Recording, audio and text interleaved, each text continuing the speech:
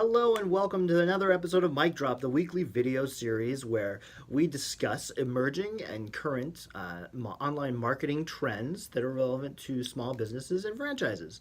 I am Mike Peters, online media director here at J. Miller Marketing, 16-year industry veteran, and your host for today's Mic Drop.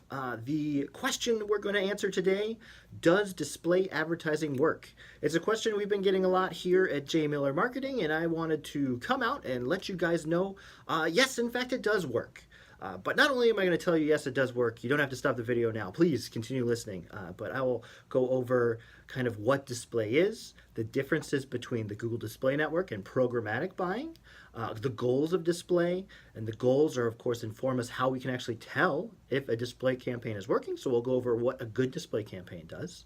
Then I'll also teach you how to recognize shitty display campaigns and recognizing what a shitty display campaign would actually be. So without further ado, let's dig right into it. First off, what is display advertising? Display advertising is a $93 billion industry this year here in the United States. So obviously some people think it worked if they're going to be dropping that kind of money into it. Display advertising is at the simplest form, just the banners you see online. So when you're on a website, if you're on your phone, if you're in an app and you see a banner, that is display advertising. Display advertising is also geofenced ads. Geofenced ads, I think some people think that's just a completely different channel. It's not. Geofencing is simply the way we're targeting our display campaigns. There's still those banners that you would see on sites, mobile sites, or apps. They also could be video ads. Although they could be interchangeably called video ads, but it's still a display medium and they're bought in the same fashion and they often show up in the same places. So you'll see video banners on sites that run a video instead of having a static banner there. So that is what display is. What is display is not is your paid search. So those are those text ads that show up when people search on Google. That is not display. Facebook ads, those are, while they are display-like, they are actually social ads. And so you can only buy Facebook ads through Facebook, whereas display ads you can buy through many different networks, including Google. You can buy it through exchanges and an auction-based system. Facebook, it's all within Facebook. So that is not display. SMS ads, so text messaging, those are not display ads. And email, not really display ads. They have a display element to them, but they're email marketing. So that is what display is. What is the difference between the Google Display Network, which is probably what most people are familiar with when you talk about display, because it's the easiest way to get in and run your display ads, and what is a programmatic display buy? So the Google Display Network is Google's display ad network. Simple enough. It's millions of sites that come in through the Google AdSense program. So AdSense is the way they pay sites out for running ads on them. So it's a good way for if you're a little mommy blogger and you open up a site, throw some AdSense banners on there and maybe you can get a little revenue. So that's what, when you hear millions of sites on the Google Display Network, you think, oh, they must have this incredible reach. Actually, a lot of that are these little tiny, very niche mom blogs, game blogs, things, hiking blogs, very niche type stuff that don't get a lot of readership. It's not like a CNN.com. So you're spreading yourself across these millions of networks on very niche sites. So it's good if you have a very niche product.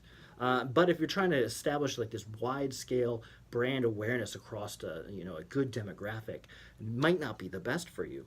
So that's where, and also when you're buying Google Display Network, the audience targeting that you have is all built off of the data that Google has. So the things that Google knows about the person, you can target based off. So if they go to lots of shopping sites, they're considered a shopper. If they go to lots of fitness sites, they're considered interested in fitness. And so they've created these kind of canned preset audiences that we as advertisers will target our ads to. And for the most part, they're not too bad. I mean, they are relevant to who we're targeting, but there are a lot of broad categories out there that sometimes you shouldn't be targeting because just because they sound good, you don't want to target them because there's lots of people in it, like a music and entertainment. Everybody loves music and entertainment, so that's a huge audience, but you wouldn't necessarily want to target them unless you had a very broad target you were trying to reach. But really, as I'll cover later in this, is that good display is really targeted in on that audience. So a broad type audience, not the best. So that brings us to programmatic display. So programmatic display is bought outside of the Google network. It's more on an exchange or an auction-based system. So there are hundreds of ad networks through the exchange that we can buy, and we can set our bids and get into the auction and buy these impressions through any of these hundreds of ad networks.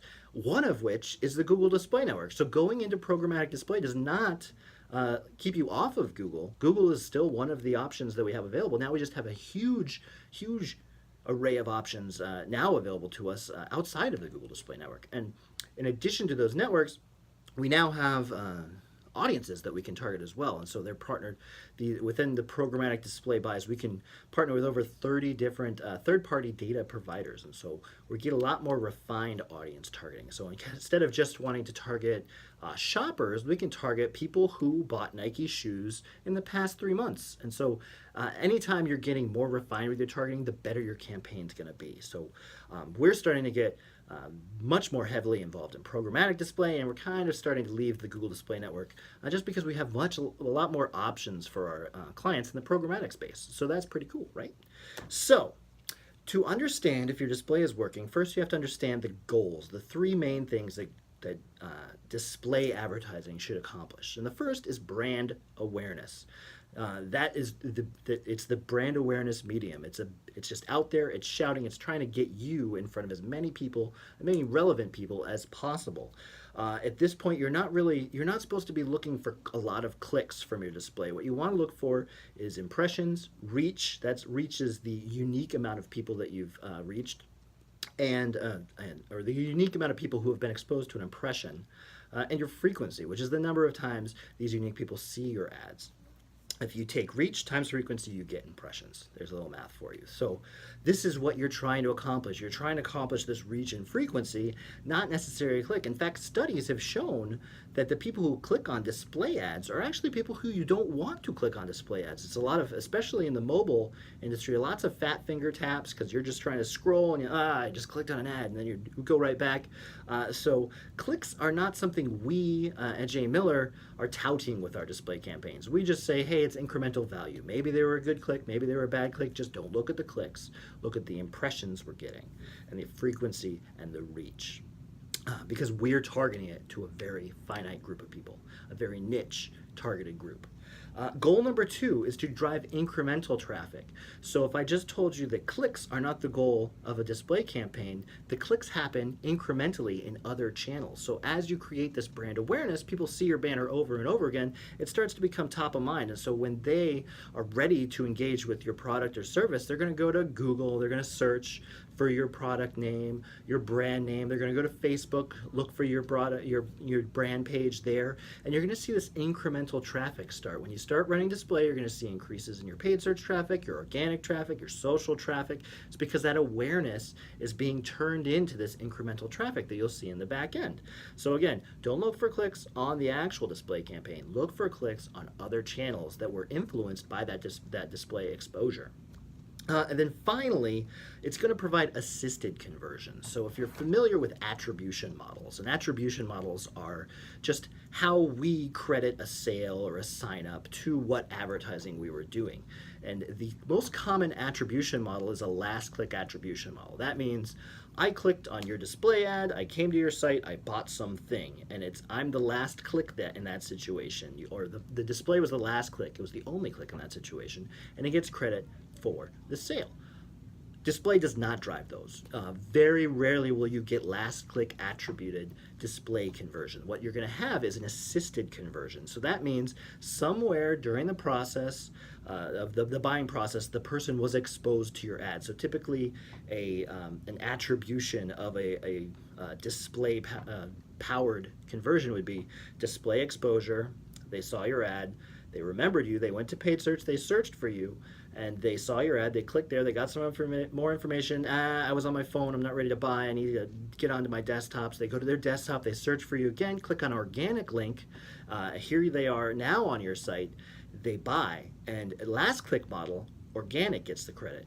But if you look at the full attribution model, you'll see that sale would have never happened if they had never become familiar with your brand through that display exposure. So assisted conversions are what you want to look at. If you're looking for some sort of ROI or contribution to your to leads or sales, you want to look at that assisted conversion.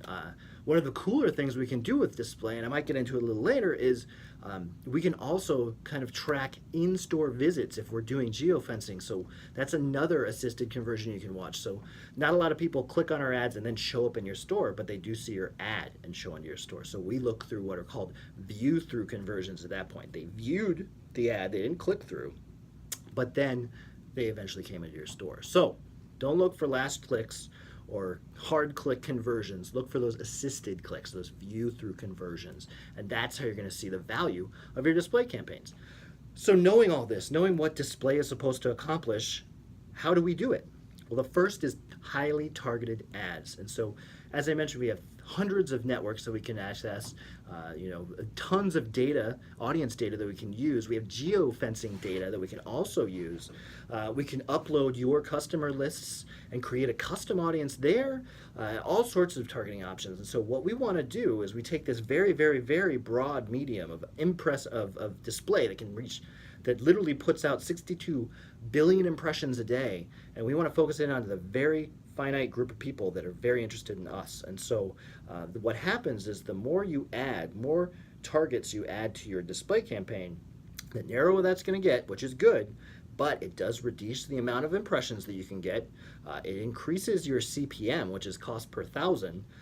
So you're going to see higher costs with less impressions. And you're going to think, oh, this doesn't work.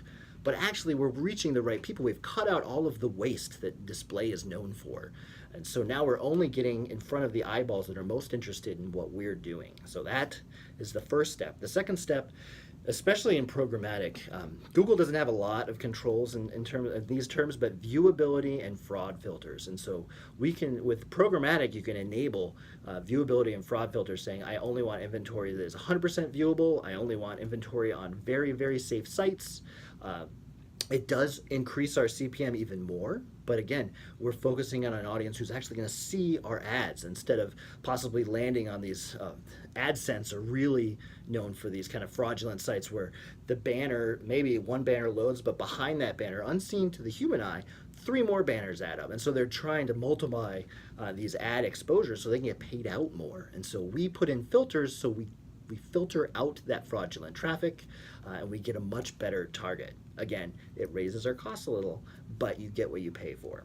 And then finally, the geofencing, great for local clients, especially because it adds that element where we can track people who came into your store. And that leads me to the final point, trackable.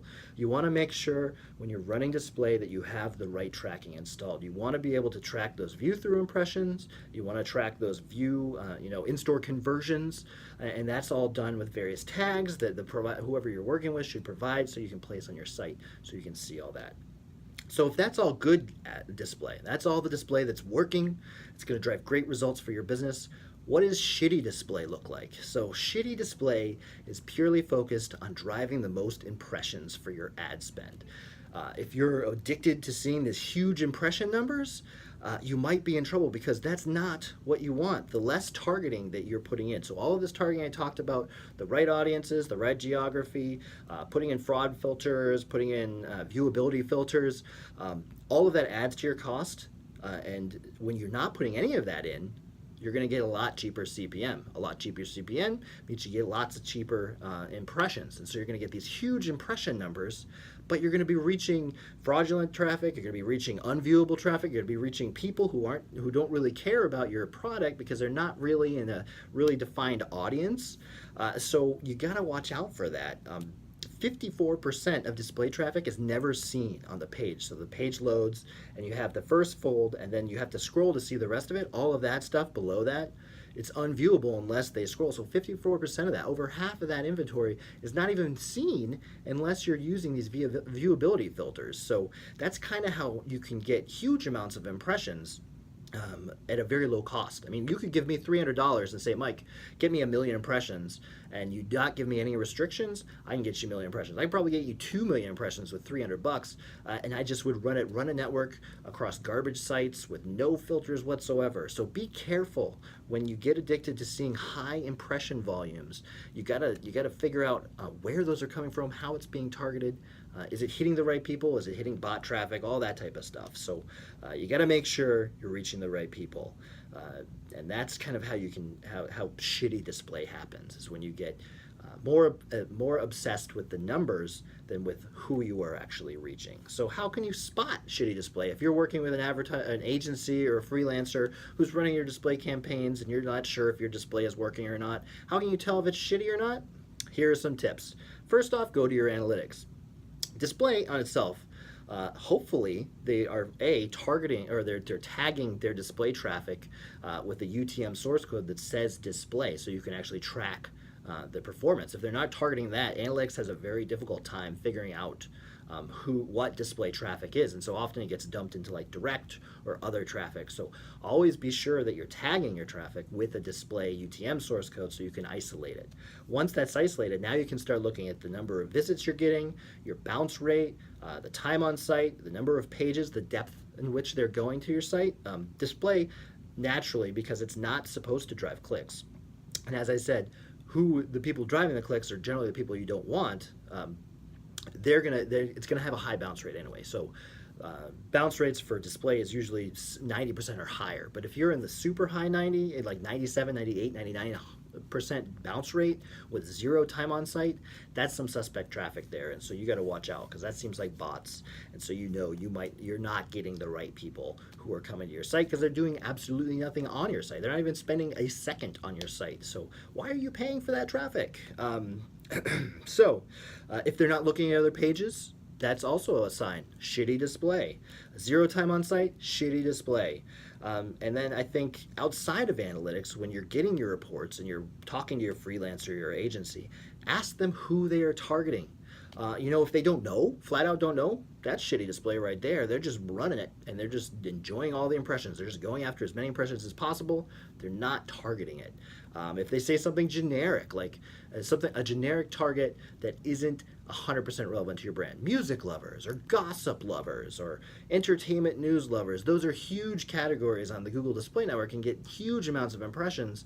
And analytics will tell you everybody in the world is interested in those categories if you're trying to segment out who you should be targeting. And so if they're not going beyond that, if they're just targeting these huge audiences just to drive these huge impressions, that's not good. That's shitty display right there.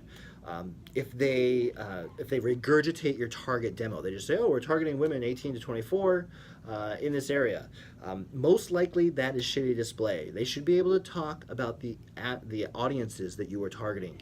For example, when I target an audience, if you ask me, who are you targeting right now in Houston? I will say, I have placed over 50 geofences around every local high school there. So everybody who comes into those high schools is getting hit with our ads. In addition to that, we also are running some ads that are targeting people who are in the couponers segment. So they're known to love coupons, they love saving money, they love to get discounts. So I'm targeting those people. I'm targeting people who were seen in the local Gap stores. And I've seen everybody who's been shopping Gap this month. We're targeting them. That's an example of a refined target, a target that is really going after your audience, versus me saying, I'm targeting music lovers.